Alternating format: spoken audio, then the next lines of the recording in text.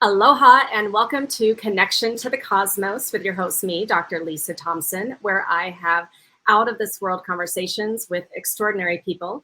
And today I am so excited to have my friend Carmelle Kemp on, and I'll bring her on screen in just a moment. First, just a couple of announcements. So today is August 30th, and what that means is my book now is officially available on Amazon.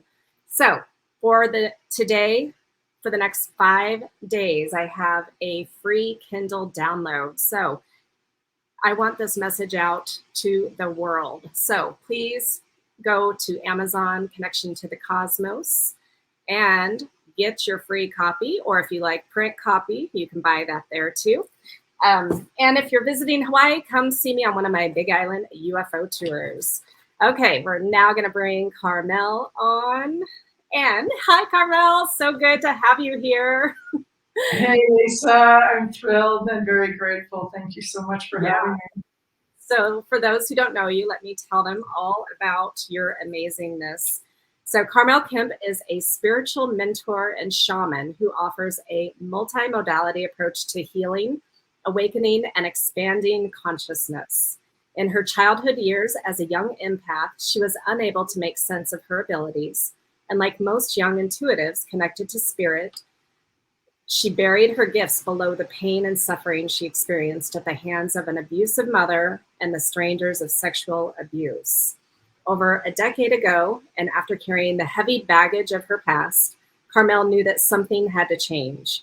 It would either be the end or the beginning. After a series of fairy tale events, Carmelle's life turned on a dime as spirit came loudly knocking. After intense training, Carmelle has attained the status as a Maestra Shaman who works with Ayahuasca and San Pedro. She has been named a Nagual Shaman in the lineage of Don Miguel Ruiz and has been initiated into ancient Eastern Mysticism, wisdom, and Yogic Sciences by her beloved guru, Sadhguru. So Carmelle is passionate about offering tools, techniques, and experiences that will allow you to step fully into your divine nature and come to know yourself as a limitless being who can navigate life fearlessly with grace and ease. So welcome, welcome, welcome. I am so excited to have you here. And I just want to give people just a little background. So you and I, we met 5.5 years ago. And yeah, or it's, I guess, 5 years and a couple months, but we did training with the amazing Denise Lynn doing our advanced past life regression therapy certification. And we both have had huge changes since over these 5 years in terms of where we live, what we do for work. So anyway, I just wanted to give people that little bit of background as to how we met. And but I would love for you to start sharing first about like how you grew up, because that's one of the things that it's really interesting for the viewers, the listeners, to understand where people came from, to know like how they got to where they are now. Sure, yeah, the old story. Yeah. It's kind of fascinating, really, to look back on it. I was born to a single mother who was 17 in 1963. It's not an easy feat to do. Yeah. In the middle of nowhere, Manitoba. And, for the first 5 years, life was amazing. It was terrific. I had these sort of surrogate grandmothers in addition to my own grandparents who I loved and adored immensely, and who helped raise me when my mother went to nursing school. And then what happened is that when I was about 5, my mother became impregnated again. Okay. And the father, who I knew and called Dad growing up, married her and adopted me. And we left my cocoon, right? We left my cocoon, and I remember just sort of feeling like an outsider all of a sudden, struggling to find my place. And my sister came along a few months later, and my dad was in the bank at a very young age. And so we moved around to all of these little small towns, which were amazing and fantastic. But there was something that was happening along the way that just didn't make sense. My mother used to clean the house every single day. She would defrost the fridge every day, take plates and stuff. And it was like this, looking back on it now, this sort of obsessive compulsive thing. And years later, I always thought, was she trying to clean herself, or is she, what's happening? Yeah. And I think that somewhere along the way, something happened within her that started to manifest as not very pleasant person. Okay. She was very angry. She would fly off the handle very easily. I had to learn how to sort of walk around on eggshells around her. And it became a place of fear. And it wasn't until, several years later, and, I experienced pretty significant sexual abuse when I was about 6. Hmm. And so I started to also display some behavior that I didn't understand. I didn't know why until much later, when I actually worked with children that were, sexually abused, is that they will often display what we would call inappropriate sexual behavior. So I did some things that she didn't understand. And it just started to get worse and worse and worse. I ran away from home several times. I didn't want to be there. I had a beautiful aunt and uncle who lived in northern Manitoba that would kind of rescue me in summer vacation to get me out of that atmosphere. And so it was just something that really sort of progressed and progressed. And then my father started drinking heavily. And she did, but in later years, and I left home when I was about 18, sort of with this real deep sense of unworthiness, to be honest. I just never knew who loved me, right? And I couldn't really speak. I couldn't, because when I did, I was so excited, I would generally speak very loudly that I'd be told to, be quiet. And so in some ways that benefited me because I became the observer. And as an empath and sort of observing things, I would start to notice some underlying energy about what the distinction and difference was between what people were saying and what they were actually feeling. Mm-hmm. And so in that way, it was a benefit. But by that time, as I talked about, alluded in my talk a little bit, was that I just created a barrier and boundary around me, trying to protect myself. But really what it did was create a prison. And then for the next, 25 years, I just carried this load of baggage around with me constantly, right? So, I know many people have similar stories, but for me, I think the underlying current was the unworthiness and the fear that were gnawing at me constantly. So what was the turning point where you're like, I gotta work on this and like go deep into your spirituality? Oh God, well, it wasn't until about, I was almost 50. I'm going to be, 59. That cat's out of the bag now in a couple of months. But I would kind of flirt in and out. I flirted with, boundaries of addiction, cocaine, alcohol, just always trying to numb and suppress. My last former partner of 16 years attempted a few times to get me to go and talk to somebody, and I was very resistant because I already lived it once. I don't want to go back in and live it again. But the truth of the matter of the fact is that you have to, kind of look at it and be willing to go into those dirty areas to find a greater understanding and perception of what really happened and how I also contributed to the story. Yeah. And when that relationship ended, I was miserable, and it wasn't just because of the relationship. I just knew that something had to change. And I was doing this crazy job for work that was very lucrative for me at the time.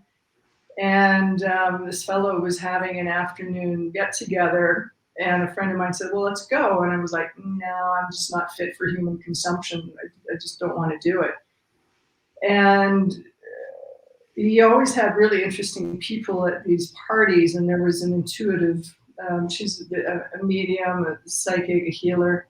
Mm-hmm. And she was doing readings, and a friend of mine said, well, go. And I said, no, I'm not going to go. I believe, because, I believe in spirit. I've had enough experiences, and I don't want her to tell me that my life is going to suck in the way that it already does. And, hindsight, but at the moment, I have no idea what made me sit down across the table from her, but I did. Okay. And she was incredibly insightful, but her delivery and the way that she came across and gave me the message and the guidance was very, very different than anything I had experienced before. And so I thought, wow, okay, that's interesting. And a month later, I was having a gathering of people over at my house, and so I hired her to come and do readings. And at the beginning of it, I said to her, how did you get into this? And she's like, oh, I've always seen spirit. Lovely, lovely young Mexican woman. And she started talking about the mediumship portion, and I thought of my grandfather who had passed, 15 years ago or so. And she said, well, do you want to, connect? And I said, sure. And she nailed him. She nailed my relationship with him. Gave me some messages from him.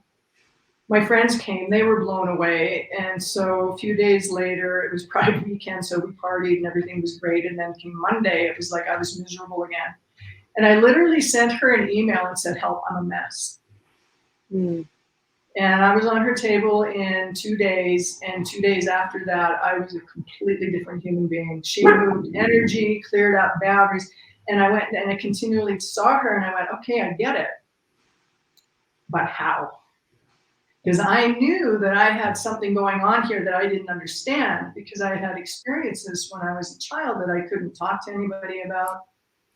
And, at that point, I knew that it was either I had to do something different or it was literally go jump off a cliff.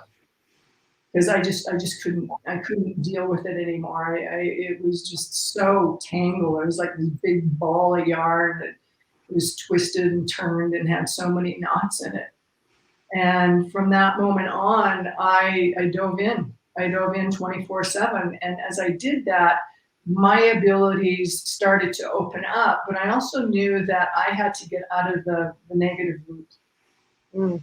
And so I started studying, researching. Pema Chodron was I think one of her courses that I took in the beginning, and I stumbled upon something that worked for me to get out of that negative loop. And so I was kind of doing both at the same time, and then I found myself in the Amazon drinking ayahuasca, and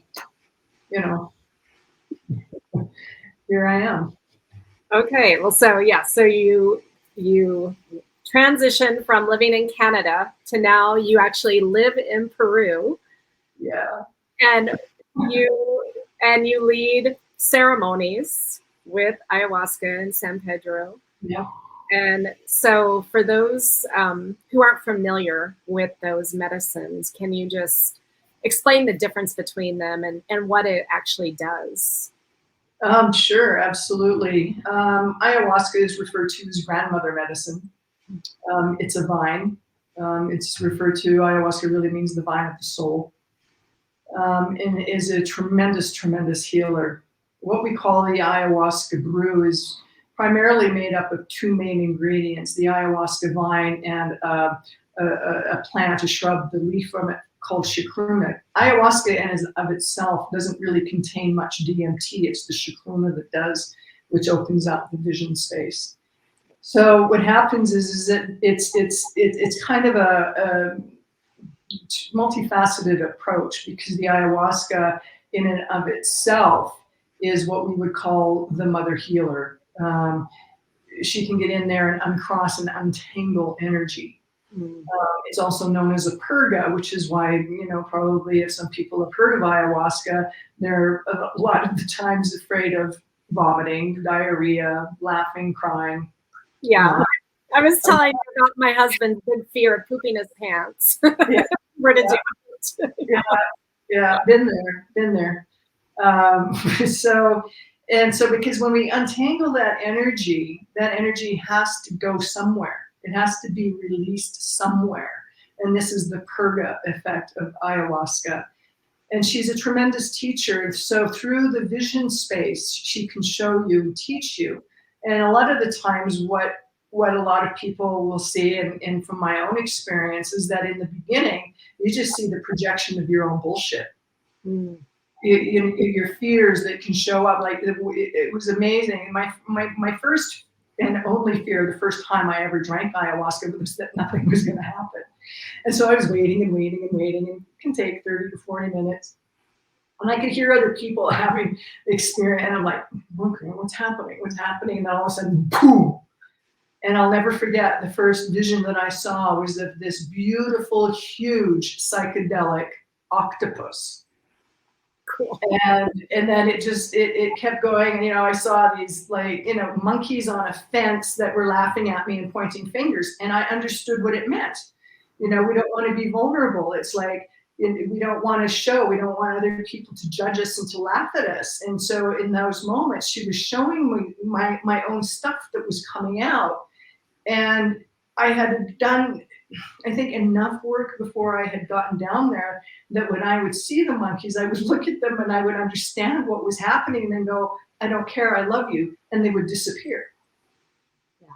And then something else would come into the space. And then while this is going on, and I also knew that there was going to be some stuff coming out the bottom end, because what a lot of people don't understand, and I believe that, oh my God, what's his name? I can see him plain as day. Talks about this, in that 90 to 95% of people that have experienced sexual abuse develop IBS. And so I had irritable bowel syndrome where I'd be driving my car and all of a sudden I'd get a cramp and I'd shit my pants at a red light. Wow. I'm like, oh God, now what do I do? And so I know that, but I've never experienced it since. The IBS is gone. Okay. And it was gone since then.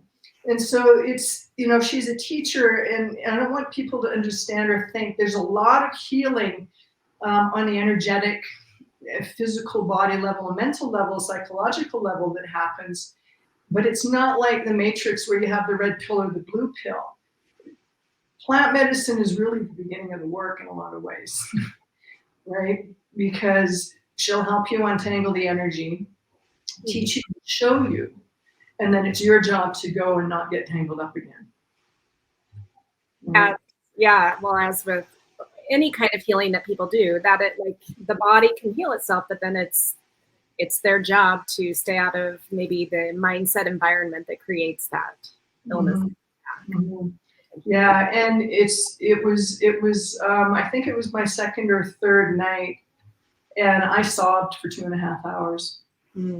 And it was all of the grief that I didn't allow myself to really look at or experience from my mother's abuse and the sexual abuse. We can vomit during the ceremony, but there's what we call real purge, and that purge it doesn't come from the stomach.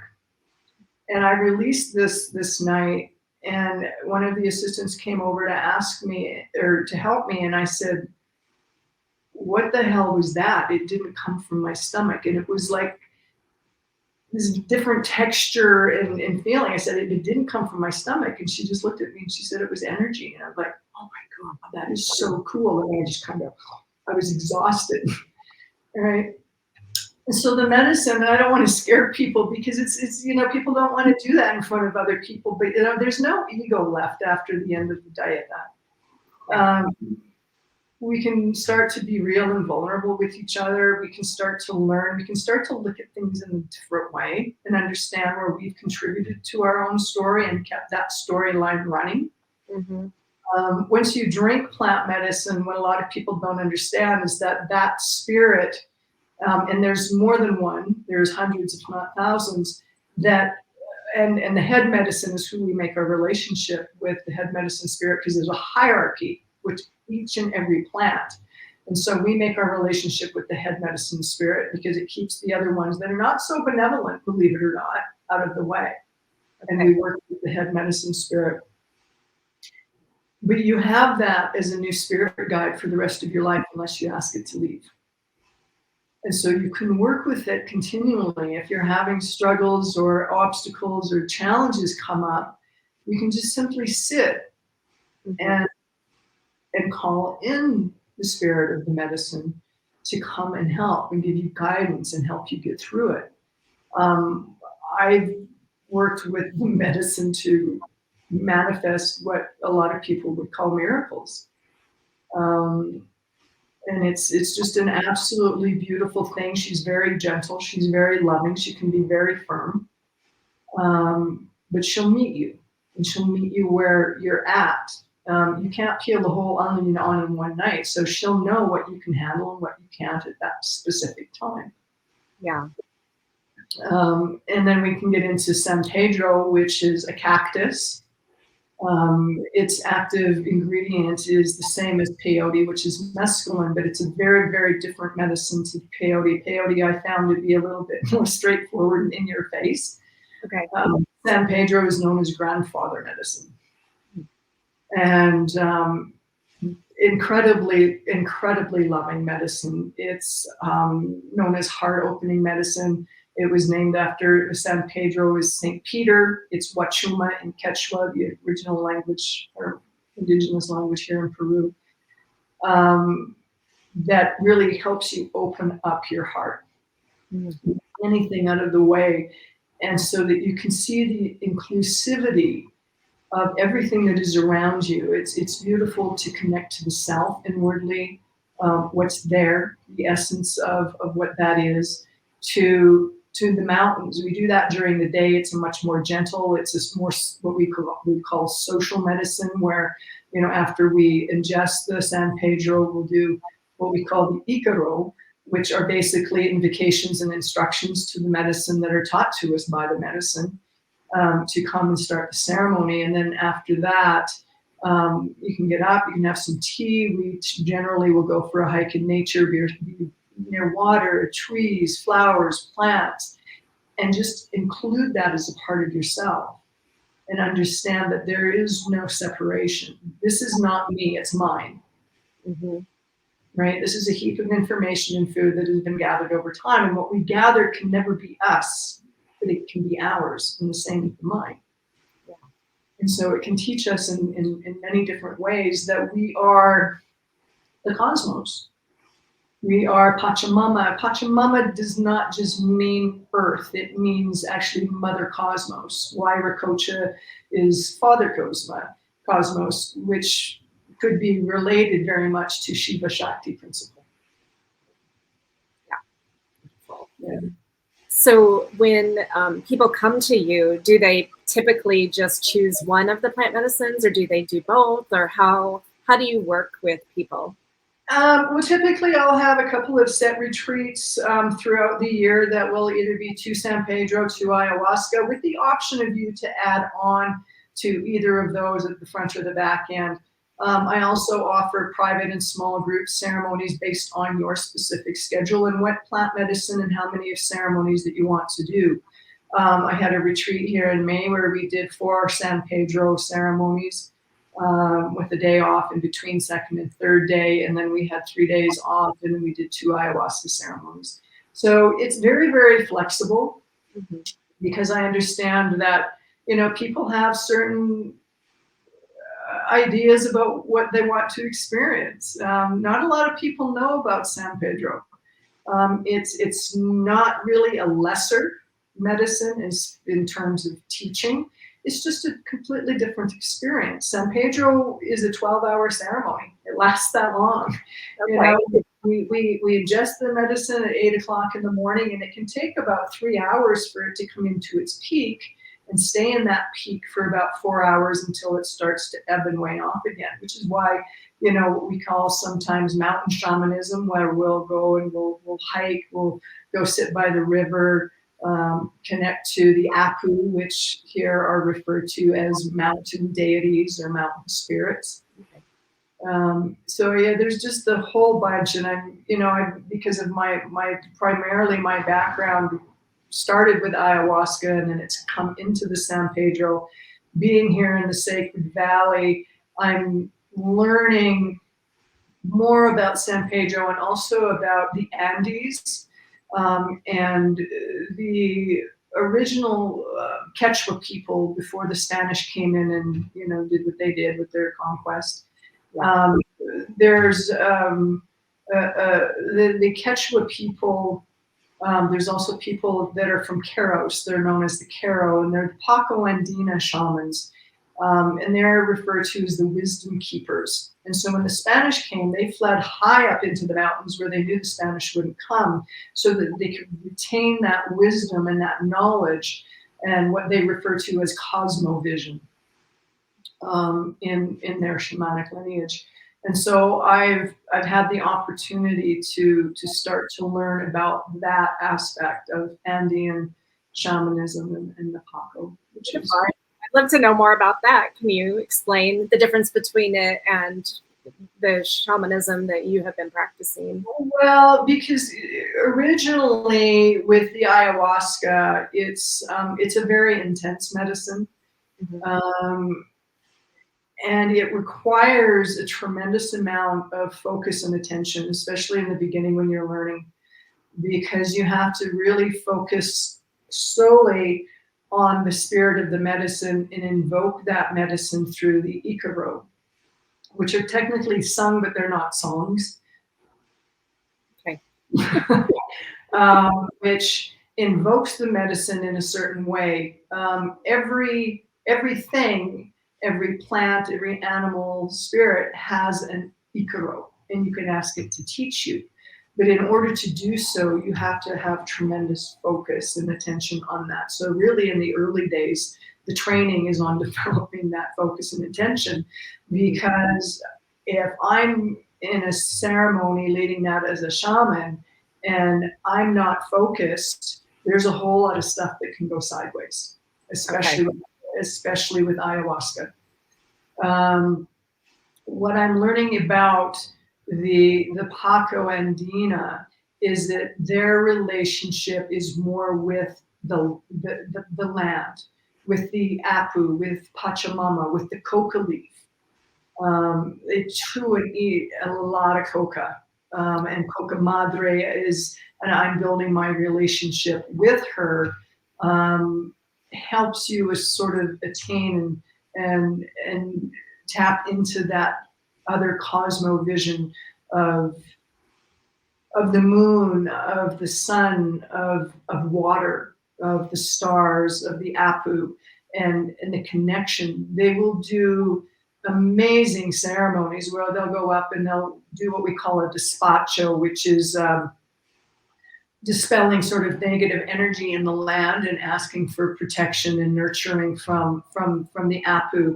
They'll take the alpaca or the llama up into the mountains, and they'll dress them all up, and then they'll have them in a circle, and they'll ask the apu to bless them with fertility, because they know that they're a part of their livelihood. The land, the alpaca, you know, everything. There's this deep connection and understanding. They'll ask, you know, the apu to help them to be better people, to open up their awareness and their consciousness, to be kind.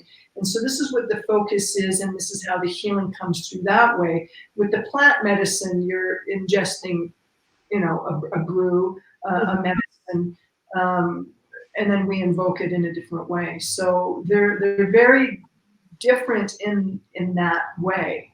Yeah. But no less important. Right.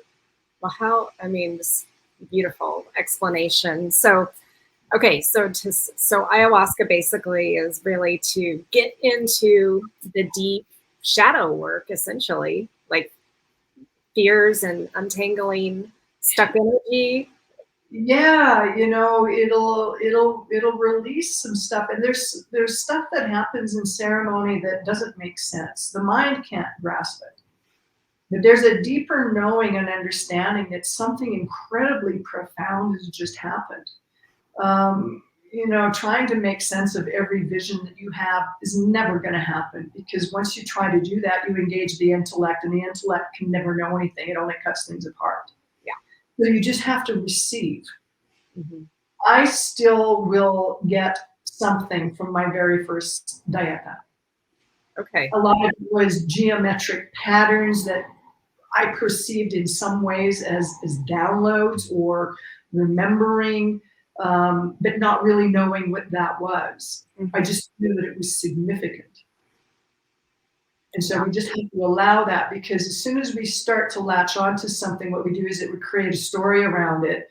And then that becomes memory, which actually creates a lot of issues for us because of the karmic structure of what this is and dissolving. I mean, karma is action essentially, but moreover, it's the residual impact of memory. Right? And so once you create a story, now you're going to have the memory of that, and you're going to latch onto it. And in many ways, it's not going to be beneficial for you. So basically, this is like releasing the stories then. Absolutely. Yeah. Absolutely. Because the stories, we can believe in things, but belief isn't knowing. Belief is the biggest illusion and lie that there is. And when you start to come to that understanding, the mind just wants to go, what? Mm-hmm. Right? And then we can have experiences, and that experiences can teach the mind or the intellect. Right? It can't be the other way around. It's never going to work. And so when you start to really understand that this is not me, it's mine. I created this personality and this identity, and I can recreate it at any time. In the recreation, though, is that the memory and the identity and the intellect will fiercely defend that. And this is where we get tangled up into resistance. What did I read today? I pulled out, got a Rumi card, and it was, if you want to be written upon you by the divine, you have to become a blank page. And in order to become a blank page, you have to get rid of all of the bullshit that you've been telling yourself. And it's messy. Yeah. It's messy. A lot of it is beautiful, but it's messy. It's messy. I mean, I've been a puddle of hot mess, tearing thing on the floor many, many times. But then it just feels so good. Even with the ayahuasca, after you really understand what is happening with the purging, you can be over your bucket and be incredibly uncomfortable, but going at the same time, thank you, thank you, thank you. Yeah. Right? Right. It's, and that's messed up for the mind to handle as well. This is what we do. So are there people that you would not recommend any of these plant medicines for? No. There are some what we would call dietic protocol restrictions, like, before you come to drink ayahuasca, there's no pork for a week before and 30 days after. No sex, no alcohol, no other supplements or plant medicines for 3 days before, 3 days after. Sugar, including fruit. Sugar and ayahuasca follow the same pathway to the brain, and it can make you feel incredibly sick. If people are on prescription medication, we have to know what that prescription medication is, and be off that. It gets a little tricky because if people are on antidepressants, even Prozac is the big one, is that you have to be off it for about 5 weeks before, because it becomes incredibly dangerous. And so those are, physiological things that we're talking about. Other than that, no, it's an amazing medicine. Okay. I was thinking of any people that might have some mental illness or things like that. Whether it's or not, like Yeah, when we start talking about mental illness, unfortunately, a lot of people that, I think in many cases, most of us are suffering from mental illness, right? It just depends on whether or not you're on the prescription medication, right? And what that is. Schizophrenia, maybe not so much, multiple personality disorder, that would have to be known beforehand, and then what we could do is potentially prepare and have more than one maestro in the room, depending on the size of the group. So there are some precautions that we need to take and understand. It depends on, I think that for me, I feel that, mental illness is, like I said, I do feel that, let's be honest. Right? Yeah. Mental illness, I think in many ways is that we've just had, experiences or trauma that we perceived a certain way and continue to tell the story about, and don't have the means to manage or cope with that, because we've attached to the story, trauma, the experiences in a certain way that, a lot of people don't. Am I going to go here? I guess I'm going to go here.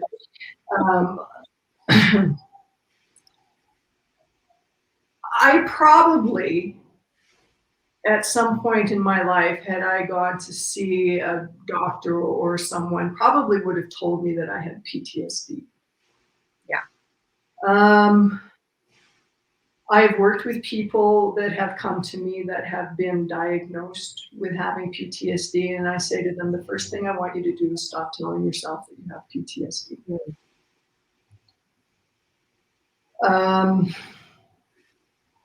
Because the more that you do, the more that you've latched onto that story, and the less work that we can effectively do to untangle the energy of that. In many ways, I think that a lot of doctors, therapists are a little bit handcuffed if we are just coming at it from a medical perspective. Because unfortunately, they're not really trained in energy, and everything is energy. And I think that diagnosing someone and giving them a prescription for it is a little bit of a Band-Aid. Yeah. Because it's not addressing the root cause. It's only addressing the symptom. Yeah. And so what I want to do, what shamans want to do, what we want to do is get to the underlying energy and work with that and resolve that. Yeah. So kind of put my foot in it. I put my foot in it, but I'm just speaking my truth. So I think it's beautifully said, and I know there might be some people watching that are like going to be shocked by that, but I everything has a root cause that we can get to. Yeah. And the mind can be rewired. Like, we're not stuck. All timelines exist simultaneously. Exactly, right? Time is only linear in three-dimensional consciousness. Right. And 3D consciousness is very much fear-based, survivor-based. It's rule and law-based. Time is relative. But, if you can get to a place of gaining distance from this memory and the mind and the body, and getting into different levels of dimensions of consciousness, you can bend time. Right. I've done it. And I know people would have done it, and the mind goes, how is that possible? And you just tell the mind to just go and just accept what it is. And acceptance is a big part of this as well, right? I had to get to a point where I just simply had to accept what happened during my childhood and my life. And that acceptance really can be freedom. I now look at all of those unpleasant experiences as blessings, because if I hadn't had them, I'm not sitting here doing what I'm doing because I can't sit with somebody and say, I understand. Yeah. Same, actually. Yeah. Yeah. Yeah. I can look back and at all of the, toxic relationships or experiences that, I used to feel a victim to. Right. And I can thank them because I did evolve and I have so much wisdom now coming out of it. And I have shown myself and maybe other people, you don't have to be stuck. No, you don't, because we're stuck in a dialogue that is really a lie. Yeah. And for the most part, and people are like, what do you mean it was a lie, but it happened? I said, yeah, it might have happened, but it's the way that you're looking at perceiving it through your lens that is largely made up of belief systems, illusions. I mean, we're all really insane, so why don't we just be joyfully insane? Right. I mean, in the grand scheme of things, I mean, our solar system in and of itself is a microspec. This big picture, and then within that microspec, there's Earth, which is a little microspec, and on that Earth, right, we're much smaller, but we want everything to go our own way. Sadhguru would say he calls them Earth spinners. There's people out there that want to control the spin of the Earth. It's never going to happen. It's not. Right? So, the best thing to do is just to accept what is, because it can be no other way. And for me, it's like, I don't believe anything and I don't disbelieve anything. I either know from my experience or I don't know. And I learned that it's much better for me to say, I don't know, rather than cave into the ego that wants to say, well, I believe in this, so it's got to be this rigid. I'm like, no, I don't know. Because if you say, I don't know, then there are limitless possibilities available to you. As soon as you say, I know, then that's it, cut and dry. There's no other possibility available to you. And this is where we become so limited in our identity and how we show up. So I don't know. I don't know what makes this whole thing work. I've had experiences with plant medicine. I've had experiences with Sadhguru. That's my dog rolling on the floor. That you can't explain, but they happened. I experienced them. And then you're like, well, how did that happen? I don't know. Just be willing to say, I don't know, and accept it as the mystery and the beautiful divine thing that it is. Beautiful. Could you share one of those experiences? One of my experiences with Sadhguru? Yeah. Oh, yeah. Well, for people who don't know who Sadhguru is, if you can explain. Oh, gosh. I don't think we'll have that much time.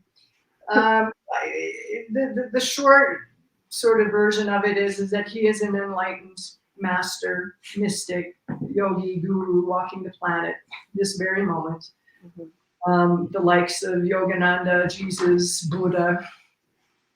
I have been initiated 5 years ago, 4.5, 5 years ago, into what you would call Yogic Sciences or ancient Kriya practices that work with the breath to gain distance from this heap of memory. During my first initiation, we learned how to do what is called the Shambhavi Mahamudra, which is basically just sitting in one position but doing different breathing techniques and different hand things.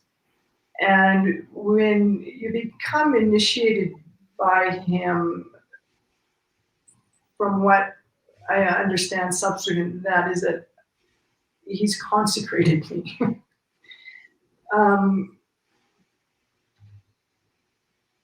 To better be able to become a divine possibility.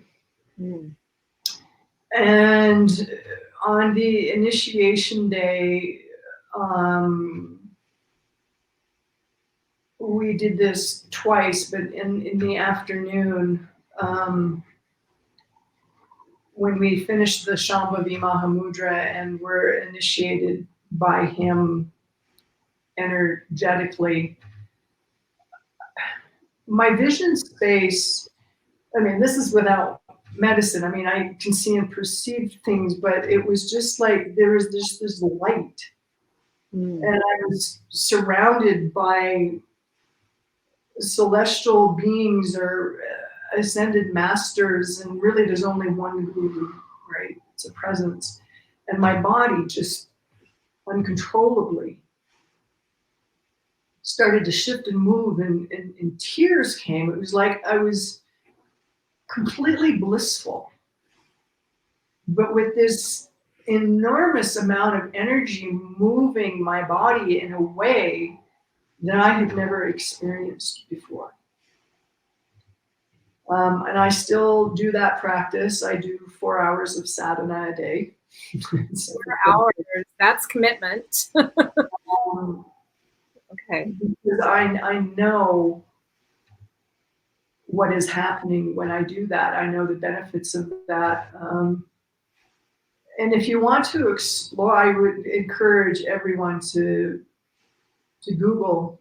He's there.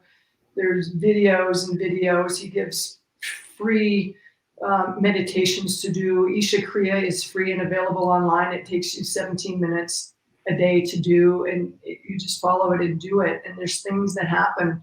And how I came to know him is that they say you don't find your guru, he finds you. And I met this beautiful woman. It's a crazy story. I'll kind of encapsulate it a little bit. And I had just gotten back from a Sanango diet, which is a different medicine with my maestro. And I was going to do all of these changes with my business and blah, blah, blah, blah, blah. And I got home and medicine abuelo says, no, do nothing. I'm like, what do you mean do nothing? Do nothing. Just sit. And I'm like, yeah, but I got to, no. Yeah, but I got, no. Yeah, but no. I'm like, okay, I can sit and be. It was fine. I'd sit in my backyard and stare at my big toe or something. Well, I had met this woman and she texted me and she said, do you want to go and have some lunch? And I said, sure. So we had lunch. She told me her entire life story. She's a beautiful, lovely woman. And she just happened to mention Sadhguru. She didn't tell me into the whole thing. And I thought, well, I got nothing better to do. So I'm going to go home and I Google Sadhguru. And I'm like, oh my God, what is he doing? Like some of this thing, you can see the mystic doing the mystic work in every hair. When he was consecrating Devi, which is Shakti, he consecrated a lingam. So that's part of my sadhana process. And I was like, oh my God, there he is. This is what I knew there was a guy out there like this. And I just went crazy. I binge watched, I don't know how many YouTube videos with him. And I started doing some of the free meditations. A week later, I was in bed and I was trying to sleep. And I was like, okay, this isn't going to happen. Because sometimes when energy is moving with me, I can lay there and I can see spirit. There's, okay, who are you? I'm like, okay, don't flirt because then you'll never get to sleep. And I was laying there and like, okay, yeah, this is just what it's going to be. And all of a sudden, I swear to God, saw his face and I was like, Sadhguru? And my whole body went, and I was like, holy crap. This is the real deal. And then that's what really sort of motivated me to go and do inner engineering and become initiated by him. Okay, so does he have some kind of school that you go and do, or? Oh, there's many. I've done inner engineering, so you can Google Sadhguru inner engineering. So there's a program part of it, and then you'll learn. You can do it even online. So you can either go to his ashram in Tennessee, you can go to the one in India, you can do it online. And so that is really the first thing. That's the first thing that you need to do. I've also been initiated into what is called Bhuta Shuddhi, which is a purification of the 5 elements that I do with water and earth and fire and the elements every day. Also Shunya, which is absolutely huge. Shunya is, you'll also learn how to do the Shakti Shalana Kriya, which is a Kriya process, but you also have what they refer to as a bij mantra that is actually transmitted into your etheric field, that it will, if you come back and back and back and back, it will be there always in that etheric field waiting. So I do a shunya meditation twice a day, which takes about 15 minutes, where I repeat this bij mantra a couple of times and disappear. I know it sounds crazy. The Bhava Spandana program that I did with him for 4 days, what I experienced and witnessed is beyond some of the other fairy tale experiences that I've ever had. And it's the real deal. You know, he would say, you know, if Jesus, the second coming of Jesus, if Jesus came back today, he said, you either believe it and get your shit together, or you say, no, that's not him. Okay? This guy is the real deal. Excellent. 100%. And part of in my mentoring work that I do with people, he's a big part of it. I will give them the meditations, the free stuff. I can't initiate someone, obviously, or teach them some of the Kriya, but there's a lot of free stuff online that is available, and I do give them that. I introduced them to Devi. She's my Devi, my goddess. I wear her pendant, her picture's on one of my altars. I've got my Sadhguru and my Eastern Mysticism altar over there, and my shamanic altars over here. And I see them as two sides of the same coin. Yes, beautiful. Yeah. Oh, I love it. So because, you know, this is connection to the cosmos, I'm curious, and I didn't ask you this ahead of time, but I was just curious, and you're in Peru, where the government's very open about the existence of UFOs and aliens there, from what I understand. Mm-hmm. Have you had any experiences there or elsewhere? I had a couple of wild experiences here. I've also had, I've seen 3 UFOs during my lifetime. One of them was at Star Mountain, actually. Oh, it was? Really? And where, was it Carol and I were standing outside? Yeah, one there. And then when I was on Salt Spring Island in BC, I saw and heard one. It was that low. It was like, what? It was crazy. Mm-hmm. After my first dieta here in the jungle, I came into the Sacred Valley, and I did a private tour with a beautiful Quechua man who taught me how to do Coca Madre ceremonies. And we went to this place, it's Euros, it's on Lake Titicaca. The energy of Titicaca is close to the Ganga in India, close. Okay. No, like wild, and it's huge, huge. Yeah. I can't wait to go. I'm coming next year. I'm going to come see you, but please do. And it was funny because my guide, this is where we did this sort of the Coca Madre ceremony, and he would read. I'm learning how to read coca leaves as well. Okay, my relationship with the coca, and we didn't. It was the first day. We didn't really talk. He didn't really know me very well. I didn't really know him very well. And we were standing in this beautiful reed boat. They make the boats out of reeds. Everything is made out of reeds from Titicaca. And we were standing on this boat, and he took some leaves and he threw them into the water, and they landed. And then he looked at me and he went, "You're not here for tourism, are you?" And I was like, "No." No. And so after that, he really opened up. Anyway, we went to Tequila Island, and we would be up before sunrise and doing Coca Madre ceremonies at sunrise. I was tired, but I was loving every minute of it. And I don't know if this falls in line with a UFO, but they see stuff on Tequila Island all the time. There's 2,700 inhabitants. They talk very freely to my guide, and he told me, he says, yeah, they see stuff all the time. And I was like, okay, yeah, no doubt. It didn't faze me at all, but I'm one who doesn't very often remember her dreams, which I'm fine with, because then I just latch onto it and what does that mean? But this night, I mean, I was in bed at 8 o'clock and I was out. And I don't know if it was a dream. I don't think so. But I was in a place from another time, sitting in an open window, looking out over this village. And every time I consider it, Mesopotamia kind of comes.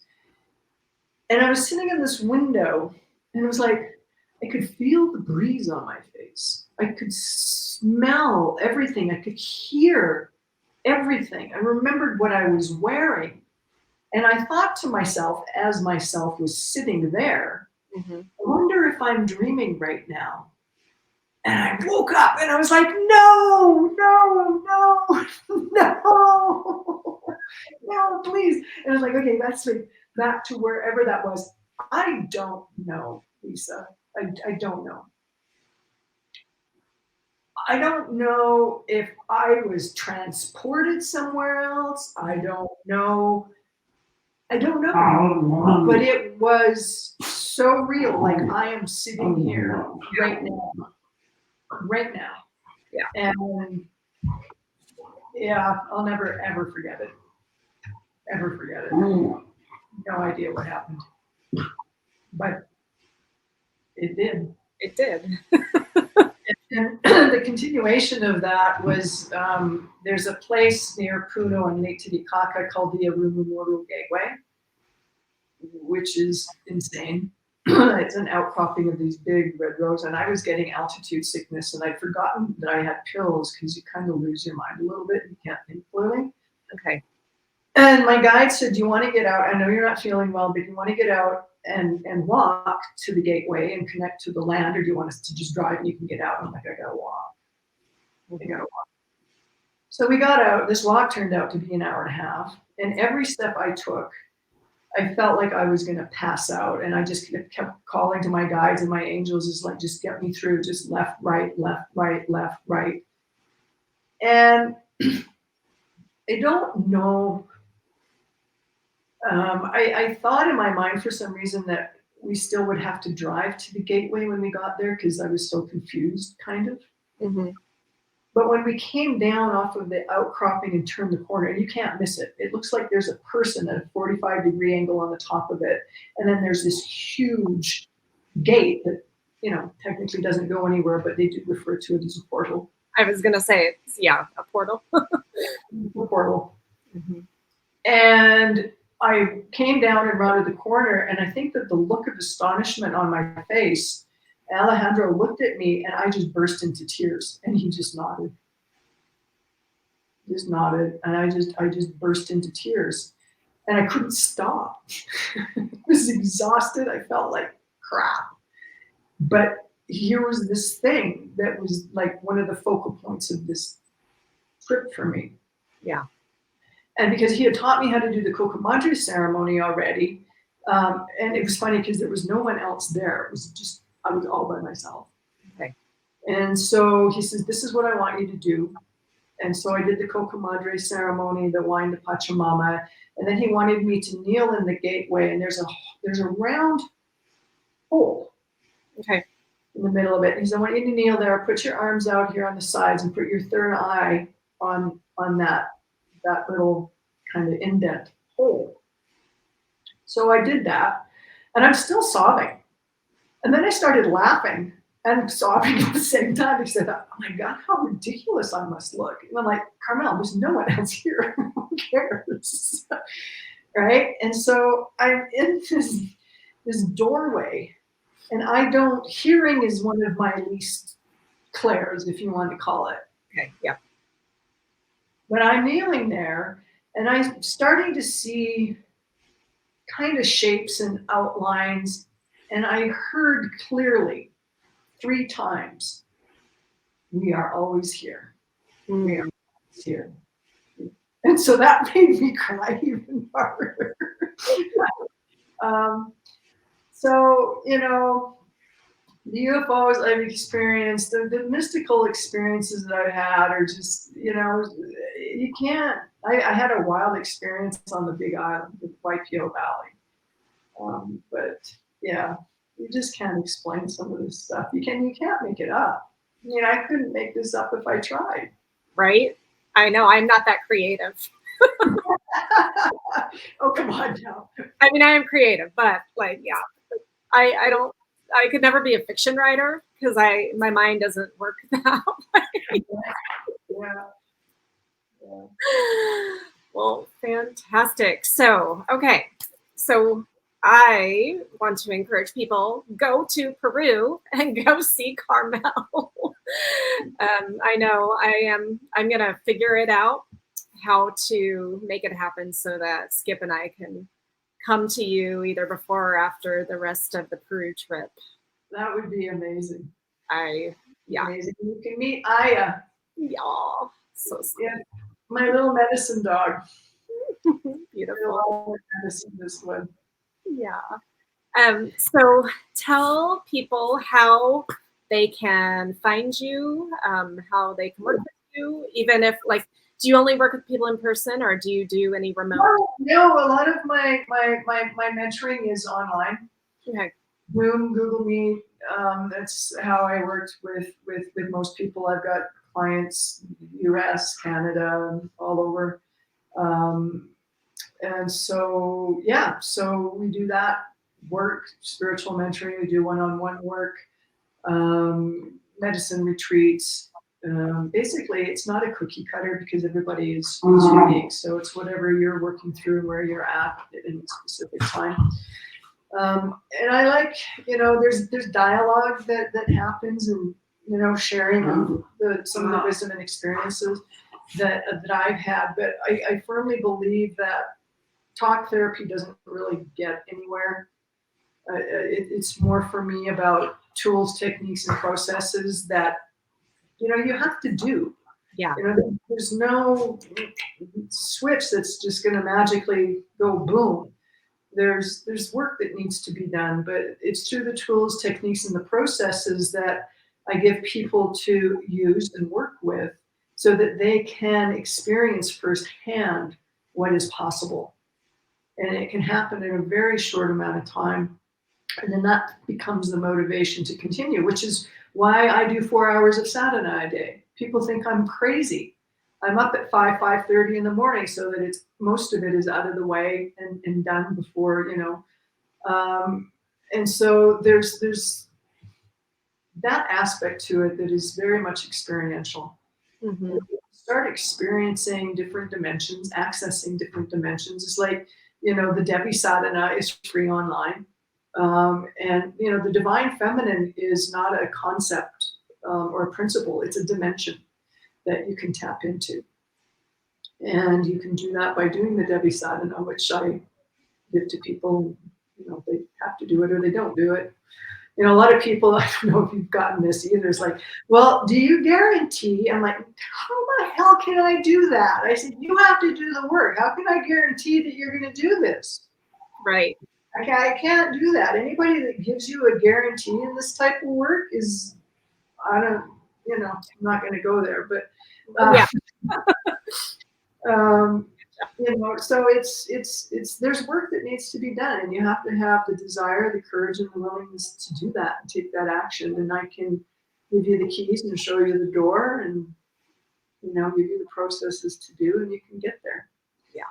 And then the medicine work, of course, is through the retreat. So you can find me at carmelkemp.com. It's rerouted to my Sacred Valley Curandera.com website, but that's way too long for people to remember. So. It's carmelkemp.com. Okay, and for those just listening on the podcast outlets, it's CarmelleKemp.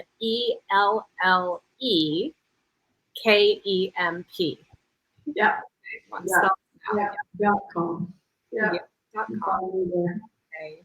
Well, we are out of time, Carmelle, but I have so appreciated the conversation with you, and I learned new stuff today because I personally have not experienced ayahuasca or San Pedro yet, but it is on my bucket list. And so, And I think that you have explained enough why people shouldn't just try to do it on their own. Like you really no.